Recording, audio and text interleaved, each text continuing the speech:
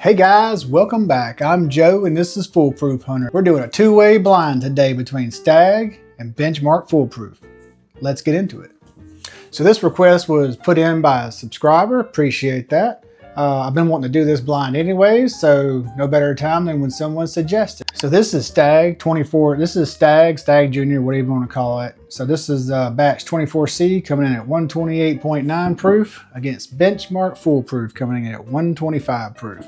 Now, by all accounts, the Stagg should beat Benchmark Full Proof. It is the same mash bill, but in all fairness, the Stagg should be the favorite in this. But hey, when you put them side by side in a glass and you don't know what they are, sometimes your palate will shock you. So let's find out. Let's pour them up.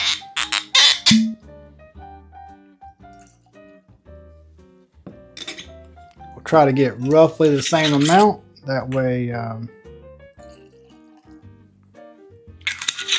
I can't tell by that. So I have this very high-tech, very scientific Lazy Susan to help me today. So let's see if it helps out. I don't know if it will, but I can tell you this, the first time I used this, I slung one of the glasses clean off of it. So hopefully that won't happen this time. Take a little bit more time with this, right?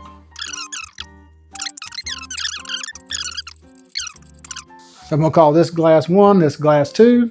And I'm just going to go through them once, give a few little quick notes, jot down a score of 1 to 10, and then we're going to see how it shakes out. So nothing overly complicated. I'm not going to give you a whole bunch of tasting notes. I'm not a professional at this, so this is all just for fun. So that smells rich. Nice little cherry note. I mean, to be fair, this is the same mash bill. It at least starts out the same, right? Little caramel note there. Nice little oak presence. All right, try it out. That's very viscous. Nice coating on the palate. Definitely got that flavor profile all the way from the front to the back. Finish is nice and lingering. Got a nice oaky profile. Sweetness to it. A little bit of brown sugars and toffees in there. That's really nice. So I'm gonna give it a 7.5. That's really good. All right, on to glass number 2. Having had that, this definitely smells a little younger. It's a little lighter on the nose. A little more caramel, not quite as much cherry note on the front. Brown sugar, toffee kind of caramel note there. A little bit of oak. All right. It definitely tastes less mature than glass 1. I would say there's a little more of that caramel, brown sugar kind of toffee note there on the mid palate to finish. And even the finish is nice. A good mouthfeel, not quite as oily as the first one, but overall really good.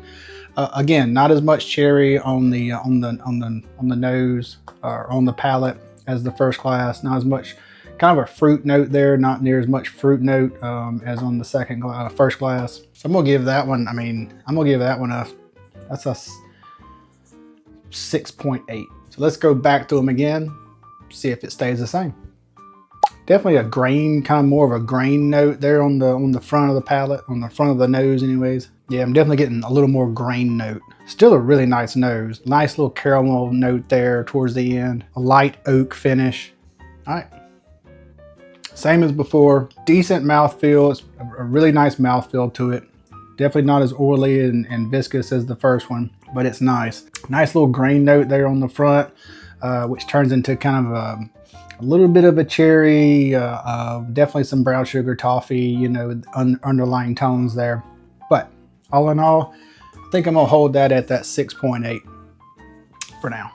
All right, let's try glass 1 again. Oh yeah, just cherry for days. Nice, ooh, kind of a leather note coming out of there. Leather or tobacco maybe. I kind of put leather and tobacco kind of in the same category, kind of like brown sugars, toffees, caramels, right? Yeah, that's just the nose on that's just, it's just deeper, it's darker, it's a little more rich, oaky. All right, let's try the palate again.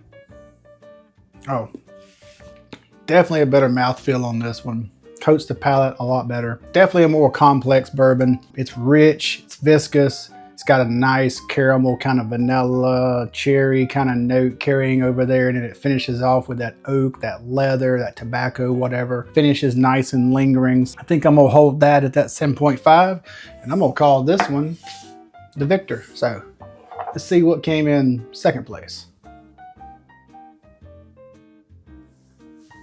Upside down. Benchmark. Kind of what we were expecting, but it is kind of cool to put them side by side and actually taste them and see how they compare. Not quite the same flavor profiles, definitely more rich, definitely more cherry, nice little tobacco leather note in there, definitely a better mouthfeel. But you know, this retails for about $18 in my area, so that is a steal for that bottle. This one, not so much. What's the retail on this? $60, $70? What's the chances of you walking into a shop and finding it on the shelf for retail? Next to zero, unless you're just super lucky. I've actually never blinded these, so this was actually really interesting to see how they compared and what the differences in the flavors was. So yeah, all in all, not surprising, but awesome way to find it out. So have any of you blinded these side by side, and what do you think of this? Is there any other blinds you can think of that you want to see going forward? Let me know in the comments and I'll see if I can pull those off for you. So until the next one, cheers y'all.